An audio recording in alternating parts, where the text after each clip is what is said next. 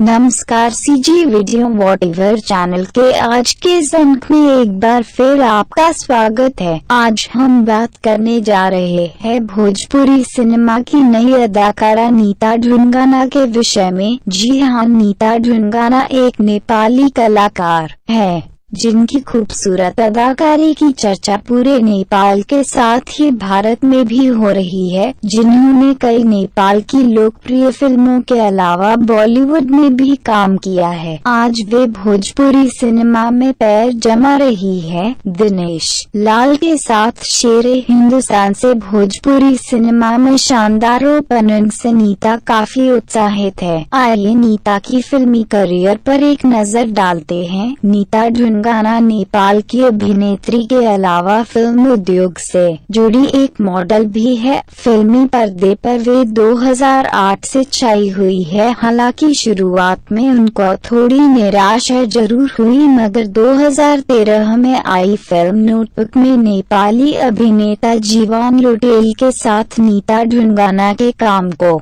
काफी सराहा गया। नीता ढूंढगाना का जन्म 16 सितंबर 1991 को काठमांडू नेपाल में हुआ है। वह नेपाली कलाकार है, किंतु भारत में वह अपना करियर तलाश रही है। अब तक कई हिंदी गीतों में उन्हें देखा गया है, पर उनके लिए सबसे खास रहा भोजपुरी सिनेमा में काम करना, वह भी दिनेश लाल ने हुआ जैसे भोजपुरी स्टार के साथ डेब्यू करना बहुत बड़ी बात है। फिल्म का नाम है शेरे हिंदुस्तान। फिल्म सेना और आतंकवाद के ऊपर बनाई गई है।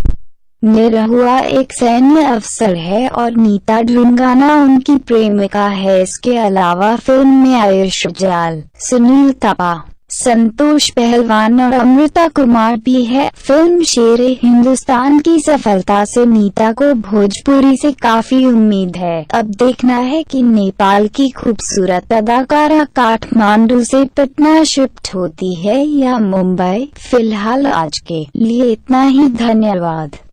दरिया में डूब के तर जाए तो